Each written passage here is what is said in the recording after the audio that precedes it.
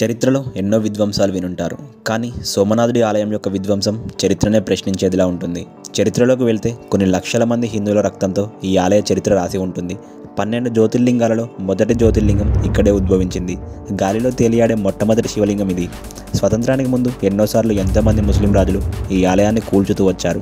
అయినా ప్రతిసారి ఈ ఆలయం యొక్క గొప్పతనాన్ని చాటి చెప్పడానికి ఎవరో ఒకరు ఈ ఆలయాన్ని మరలా పునర్నిర్మిస్తూనే ఉన్నారు. ఈ వీడియోలో గాలిలో తేలియాడే శివలింగం యొక్క మిస్టరీని, శివలింగాన్ని కూల్చిన ఆ ముస్లిం రాజులు ఎవరో, దాని వెనకాల ఉన్న స్టోరీ ఏంటో, మరలా ఎప్పుడు తిరిగి దీన్ని నిర్మించారో, అసలు ఈ జ్యోతిర్లింగం ఎక్కడి నుండి వచ్చిందో, ఇలాంటి ఎన్నో విషయాల్ని ఈ వీడియోలో తెలుసుకుందాం.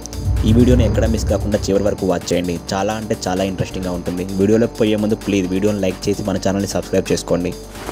త్రేతాయుగంలో దక్షుడు తన 27 మంది కుమార్తెలను చంద్రుడికి ఇచ్చి పెళ్లి చేస్తాడు.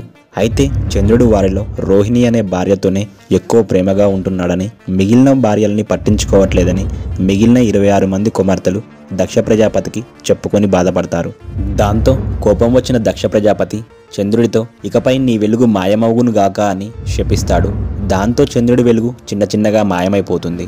అప్పుడు చంద్రుడు శివుడి దగ్గరికి వెళ్ళి ప్రార్థించగా శివుడు ప్రత్యక్షమై చంద్రుడికి భారతదేశంలో కపిల్, హిరాని, సరస్వతి 3 నదులు కలుసుకున్న చోట త్రివేణి సంగమంలో శ్రావణ మాసం నాడు స్నానం చేయమని అంటాడు. దానికి చంద్రుడు శివుడు చెప్పిన మాట విని శ్రావణ మాసం రోజు త్రివేణి సంగమంలో స్నానం చేస్తాడు. దాంతో చంద్రుడికి మరలా తన వెలుగు తిరిగి వస్తుంది. దీనికి సంతోషపడ్డ చంద్రుడు శివుడి కోసం అక్కడే ఉన్న జ్యోతిర్లింగానికి బంగారు ఆలయం నిర్మిస్తాడు. ఇదే ఇప్పుడు మనం చెప్పుకోబోతున్న సోమనాథుడి ఆలయం. అయితే ఈ ఆలయం గుజరాత్లోని ప్రభాస్పట్నంలో ఉంది. దీనిని మొదట సత్యయుగంలో చంద్రుడు బంగారంతో నిర్మించాడని, ఆపై త్రేతాయుగంలో రావణుడు వెండితో, ద్వాపర యుగంలో శ్రీకృష్ణుడు చెక్కతో, చివరికి కలియుగంలో భీమ్దేవ్ రాజు రాతితో నిర్మించాడని చెబుతారు. ఆఫ్ఘనిస్తాన్కి రాజైన గజనీ మహమ్మద్ ప్రపంచం మొత్తం ఇస్లామిక్ రాజ్యం రావాలని భారతదేశంపై దండయాత్రకు వచ్చాడు. అలా 1025వ సంవత్సరం పురాతనమైన ఆలయాలన్నింటినీ కూల్చివేస్తాడు. దానిలో భాగంగానే ఎంతో పురాతనమైన గాలిలో తేలియాడే శివలింగం ఉన్న సోమనాథ్ ఆలయంపై గజని కన్నుపడుతుంది. దాంతో ఆలయం ఎలా అయినా కూల్చాలని తన సైన్యంతో ఆలయంపైకి దండయాత్రకు వెళ్తాడు. అయితే అప్పుడున్న రాజులకి, అక్కడున్న ప్రజలకి ఈ ఆలయం అంటే చాలా నమ్మకం. ఈ ఆలయంలో శివుడు కొలువై ఉన్నాడని వారి నమ్మిక. సో ఆలయం కూల్చివేయడానికి వచ్చిన గజనీ మహమ్మద్తో ప్రజలు మరియు అప్పుడున్న సైన్యం అందరూ పోరాడారు. కానీ చివరికి గజనీ మహమ్మదే యుద్ధంలో గెలిచాడు. ఈ యుద్ధంలో 1,00,000 మందికి పైగా ఆలయాన్ని కూల్చివేయడం ఆపడానికి వెళ్ళి వారి ప్రాణాలని కోల్పోయారు. సోమనాథుని ఆలయం మొత్తం రక్తంతో తడిసిపోయింది. అయినా కానీ ఆలయంలోని సంపదను మొత్తం దోచుకున్నాడు. అంతేకాదు ఆలయాన్ని పూర్తిగా ధ్వంసం చేశాడు. ఈ ఘటన తరువాత మరలా అక్కడి ప్రజలు చందాలు వేసుకొని మళ్ళీ ఆలయాన్ని నిర్మించుకున్నారు.